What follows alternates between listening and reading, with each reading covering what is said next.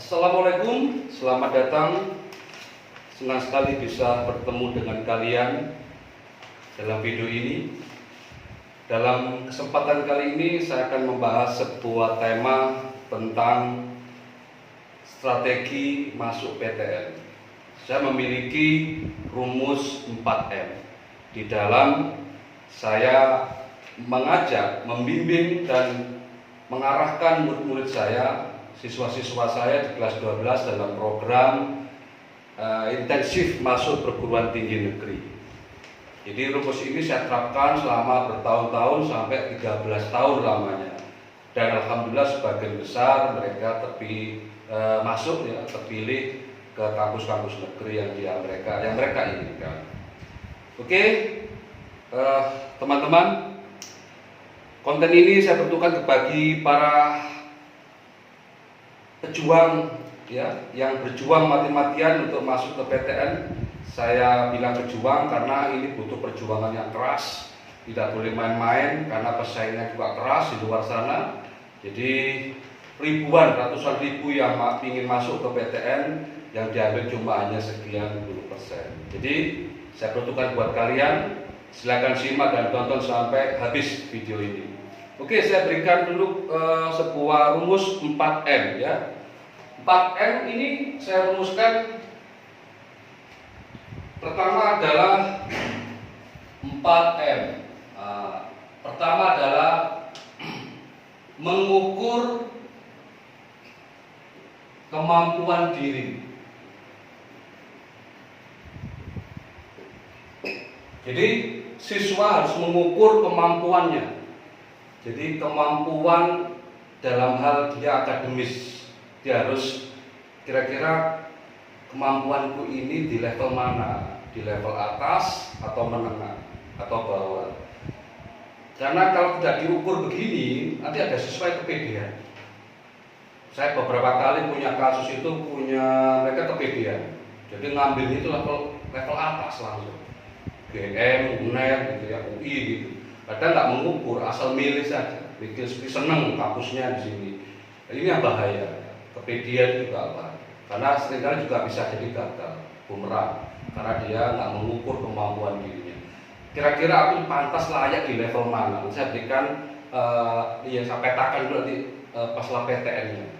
Soal kampus yang mana, saya bagi 3 level nanti. Ya, gitu. Jadi pertama adalah mengukur kemampuan diri. Kalau kamu merasa memang aku pantas di level atas, di level kampus atas, boleh, tidak apa-apa. Kalau kamu mempunyai kemampuan di level menengah, oke, tidak apa-apa. Nah itu jadi itu juga jangan sampai kemudian sampai merasa ini minder. Wah aku nggak mampu, juga nggak bisa, nggak boleh begitu ya. Jadi tetap mengukur kemampuan diri.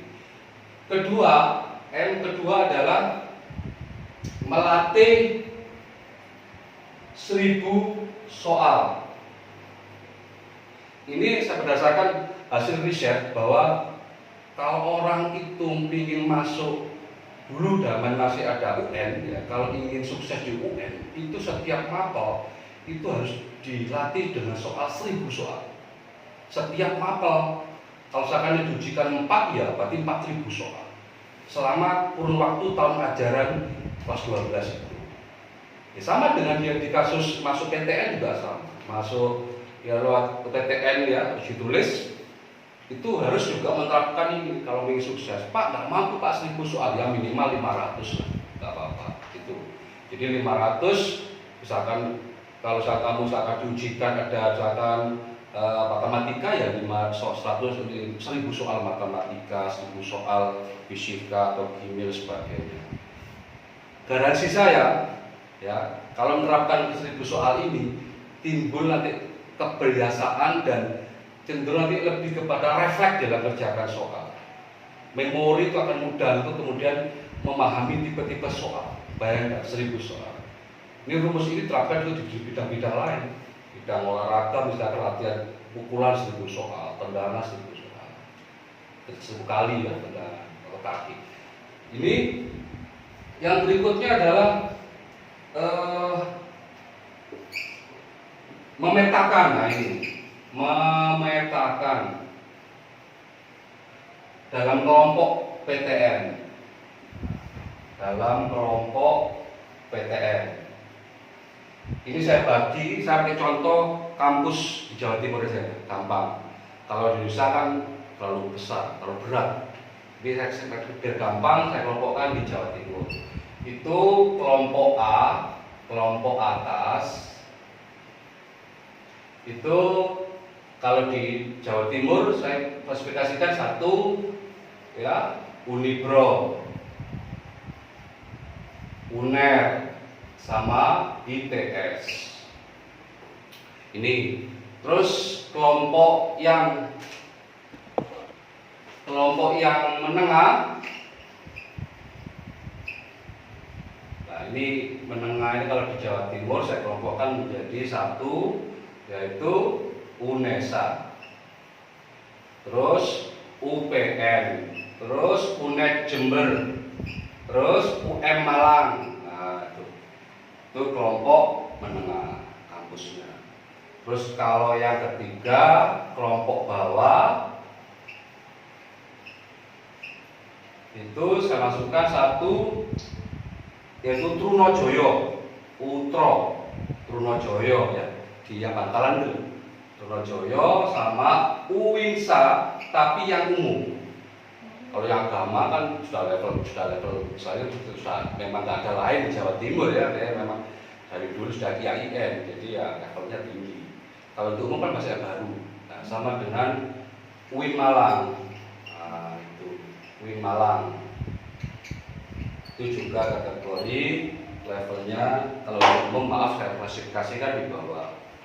Nah, nanti di sini kita akan tahu mana kelompok atas, kelompok menengah, kelompok bawah. Kamu akan bisa memetakan dan memilih dari ketiga ini. Kita buat skema nantinya. Nah, itu yang penting. Nah, terakhir keempat adalah membuat skema pilihan. Membuat skema pilihan PTN. Nah, ini skema ini saya terapkan kepada guru saya untuk mereka dalam memilih baik lewat undangan maupun jalur ujian tulis. Yang pertama, skema pertama adalah dia memilih PTN atas dengan atas. Jadi maksudnya dia ngambil yang atas sama-sama atas. Ya, misalkan di sini dengan sini. Bisa dia ngambil UNER dengan Unibro. Ya. Kalau pilihan ini jujur cukup berat. Di luar sana kita harus mengukur juga banyak pesaing kita. Saya baca itu data peserta UTBK, ujian tulis termasuk perguruan tinggi negeri, itu setiap tahun ya, kayak kemarin saya baca kurang lebih 800.000 seluruh Indonesia, tapi yang diterima cuma 20%. Jadi berapa? 160.000. 20% saja. Belum lagi nanti lewat jalur undangan. Kemudian jalur lagi yang lainnya jalur mandiri. Nah, itu juga berat. Jadi kita ya, kalian yang di rumah harus hati-hati memilih, jangan kepedean juga. Kalau kepedean ya malah gak apa-apa, kalau pede, terlalu pede dengan kemampuan yang tinggi gak apa-apa. Tapi kan kita harus berpikir realistis ya. Nah, kedua, PTN atas, terus kedua menengah. Saya seling sebentar.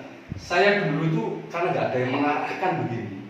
Ya, pertama saya masuk PTN pertama gagal. Bila apa ujian masuk pertama gagal, karena nggak ada yang ngajari. Yang kedua pun juga nggak ada yang ngajari, baca-baca sendiri.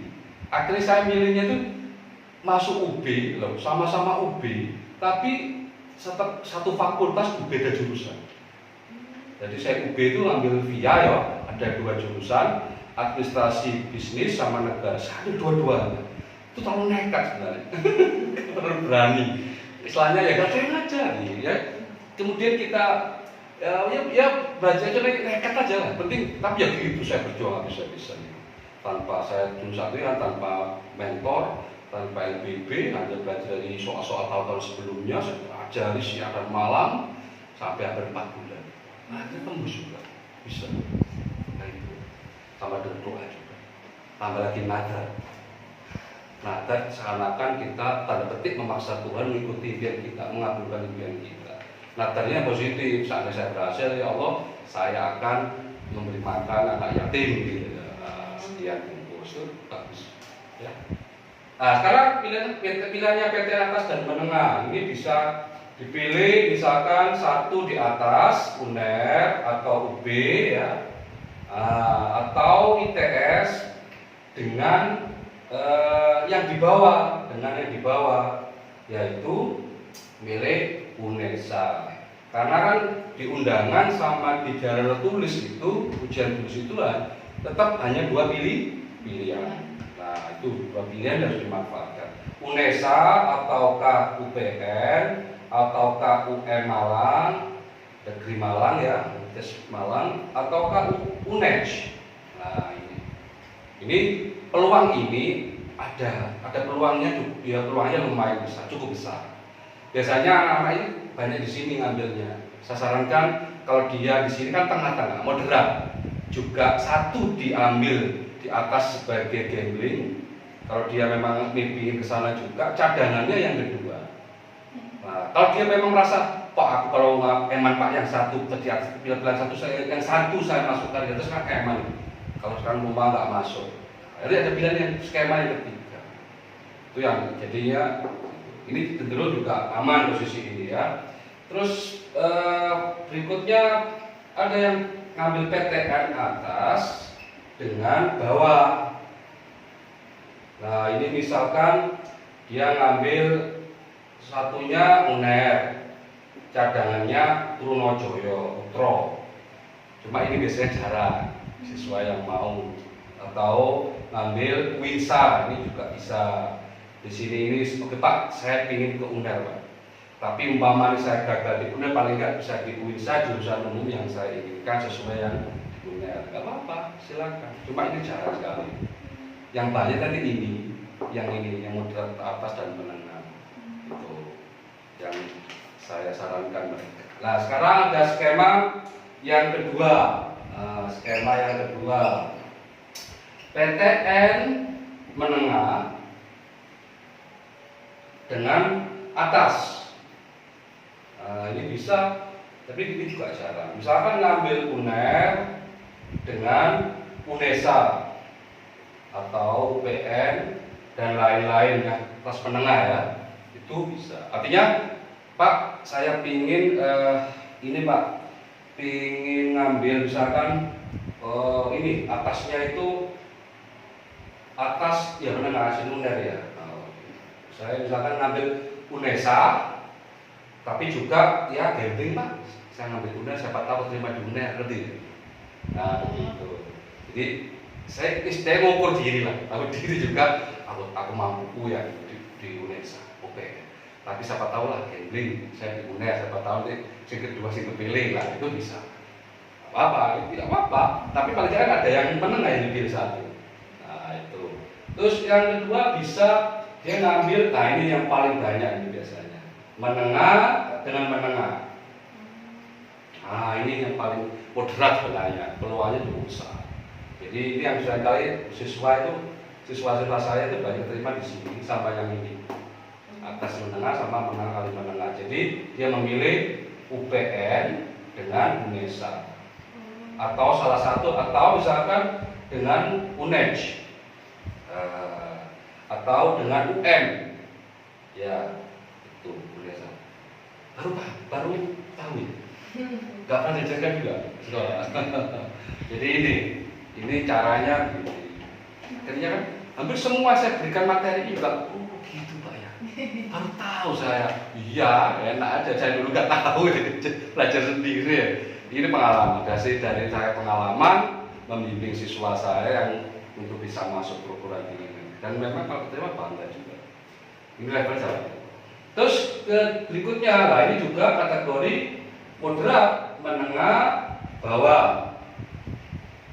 Nah ini dia menengahnya ngambil UNESA misalkan, terus bawahnya UINSA atau UTRO. Nah ini juga banyak yang diterima dari siswa saya jalur ini. Antara pokoknya yang ini sama ini, ya. Kalau ini ada gamblingnya juga, gambling ya spekulasi lah. Kalau yang ini, ini juga berat. Kalau ini jujur, kalau ini memang sudah berjuang. Bangga sih, senang. Saya waktu keterima di sini, waduh, gak nyangka perjuanganku ternyata membuahkan hasil. Betul, Allah itu tidak semata-mata melihat hasil, ini proses ya. Jungkir balik saya itu, yang betul, usaha tidak akan mengkhianati hasilnya. Ya. Atau kebalik. Yang jelas, waduh, betul saya merasakan. Masa diterima di lapangan rektorat, penerimaan usaha baru itu oleh rektor. Waduh, saya betul-betul, aku keterima orang mimpi tapi itu. Karena nggak nyangka, nggak pernah ikut LBB, nggak ada yang mentor yang ngajari, nggak ada punya kakak yang ngajari, nggak ada senior yang ngajari, belajar sendiri. Biar bisa kembali betul-betul memang kerja keras, kerja cerdas, kerja tuntas, dan terakhir kerja kelas. Nah, yang ketiga adalah ini PTN bawah dengan atas, itu gak mungkin ini ya. Tapi tetap gak perubahan. Namanya orang gambling, spekulasi. Tapi ini konyol memang. Dia sudah terukur diri, tahu diri. Dia ngambil di bawah, Tronojoyo atau Insa, tapi satu pilihan taruh di atas. Waduh ini jadi aman ya. Nah, ada yang kedua nih, ini atas, bawah. Contoh misalkan dia ngambil UINSA ya atau UTRO. Terus atasnya dia ngambil UNER. Ini memang rata-rata konyol, tapi ya namanya kehidupan apa yang nggak mungkin sih, nggak ada yang mustahil dalam hidup ini. Cuma yo cek emane satu pilihan dilewatkan. Terus yang kedua dia ngambil posisi menengah bawah. Yang pilihan keduanya malah ngambil menengah. Ini nggak apa-apa, masih ada peluang karena beda-beda tipis lah. Tapi kalau ini agak sedikit berbawah atau spekulasi. Ini bawah dan menengah. Ini misalnya misalkan ngambil di sini dia UINSA, UTRO, dia ngambil misalkan UPN, UNESA ya, terus apa lagi? UNED ya, UNED, terus UM. Nah ini tuh. Ini peluang ini ya cukup besar juga karena dia realistis. Dia ngambil bawah, tapi juga dia ngambil menengah satu. Siapa tahu nanti bisa keterima di Indonesia. Syukur-syukur terima yang kedua Indonesia. Itu. Yang ketiga bawah dengan bawah. Ini dia ngambil yang bawah ini UINSA, satunya lagi UTRO. Nah ini jarang mahasiswa, jarang juga. Tapi ada juga yang memilih begini. Nah. Ini masih kampus ya universitas. Tapi juga ada nanti dilihat juga dari ini juga. Saat kamu memilih misalkan perhatikan di samping peringkat kampusnya, PTN-nya juga lihat jurusannya. Apakah jurusan ini baru? Ataukah akreditasinya itu masuk level apa, itu juga pengaruh. Terus daya tampungnya berapa, tahun kemarin itu berapa yang masuk situ, yang milih itu ya, itu bisa juga kita pelajari. Sehingga kadang-kadang ada jurusan yang minat sepi peminat. Di Indonesia itu ada beberapa jurusan sepi peminat, juga kayak seni itu sepi peminat. Ya kapan keterima. Itu jurusan yang favorit, nah itu yang butuh persaingan keras, yang umum ya, kayak ekonomi, kayak psikologi, kayak hukum, kayak juga administrasi negara, apalagi ekonomi, ini juga persaingannya cukup ketat, harus favorit. Gitu. Nah kalau salah lagi misalkan, kalau untuk yang undangan khusus undangan misalkan, saya ajarkan undangan khusus undangan. Yang undangan itu gini, ini kan uji tulis ya, juga pakai memilih undangan, tapi untuk undangan tambah sedikit lagi. Kalau untuk undangan itu kamu harus tahu dua PTN yang kamu ambil itu kamu pastikan bahwa mereka ini memang tidak bersaing ya. Jadi gini, UNER sama UB itu saya tahu mereka bersaing, tidak mau diduakan. Jadi kalau misalkan ngambil jurusan yang sama, misalkan ngambil UNER, ya ekonomi UNER atau akuntansi UNER. Yang kedua juga akuntansi Unipro lah, yang Unipro nggak mau diduakan, nggak mau dipoligami. Sebaliknya juga yang Unipro pilihan pertama jurusan sama ini juga nggak mau diduakan. Kalau mungkin beda jurusan nggak apa-apa. Ya. Tapi juga itu diperhatikan, bisa jadi nggak hanya beda jurusan yang mereka nggak mau, juga beda kampusnya nggak mau diduakan. Misalnya ini ambil ini nggak mau. Tapi ya saya tahu bisa nggak apa-apa beda jurusan. Dan kedua, dalam undangan itu mereka ada porsi tertentu berapa jumlahnya diberikan kepada sekitarnya kampus untuk memang mengangkat sumber daya manusia di sekitar kampus itu. Kalau contoh kayak Malang itu ngambil beberapa, cuma nggak banyak. Yang agak banyak itu yang Jember, karena dia tahu masyarakatnya kan banyak masyarakat yang bersyukur atau yang situ, sehingga mereka menginginkan mengangkat ini derajat pendidikan masyarakat sekitarnya. Juga di Bali, juga di UGM, di Undip, di Unpad itu. Malah Unpad juga malah lebih jauh lagi. Ini Pemdanya itu kerjasama dengan kampus Unpad supaya nanti semakin banyak orang-orang Bandung, orang-orang Jawa Barat yang asli yang bisa masuk di Unpad. Itu undangan. Itu yang harus diperhatikan dalam milih di jalur undangan. Ya, jadi harus betul-betul pintar. Dan saat memilih ini betul-betul harus fokus. Tips saya tadi itu ya harus fokus. Harus kemudian betul-betul punya ini. Kalau saya ini sedikit motivasi, ini kamu harus punya visi yang kuat. Kamu memang ingin masuk perguruan tinggi negeri, visimu harus kuat. Apa inginmu yang visi apa yang kamu inginkan? Pak, saya ingin membahagiakan orang-orang itu.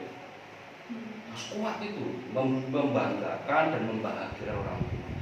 Jauh mana 100%, kalau bisa 1000%, 1.000.000% visi. Kayak saya dulu merasa betul, begitu keterima itu orang tua saya bahagia dan bangga, senang sekali. Sampai saya pulang ke rumah dari Malang ke Sidoarjo itu, jika saya mata tak pakai terus. Jadi mahasiswa baru. Ya wajib maklum lah ya, karena memang meraih impian yang bagi saya itu mustahil itu. Karena saya kan SMA kan punya kakak untuk kemudian kuliah lebih dulu, kemudian ada yang nggak mengikuti LPP, nggak ada yang mengajar, akhirnya belajar sendiri. Ini visi yang kuat akan melahirkan namanya passion yang kuat. Apa passion itu? Gairah yang kuat untuk meraih sesuatu. Ya kalau orang jatuh cinta itu gunungkan kuda, dilaukan busuk berangi, nggak peduli wes, utanari pokoknya berangkat lah kayak gitu lah. Nggak kenal lelah, terus belajar. Saya kan ngalamin dulu gitu. Saya 4 bulan jungkir balik, tahajud, buka, puasa, tapi dahulu belajar terus. Jadi istirahatnya cuma sebentar. Tidur ya, cuma ya hanya ya tidur biasa. Cuma tadi itu bangun tidur, kemudian belajar lah, banyak belajar. Passion yang terakhir ini action. Ini penting, action.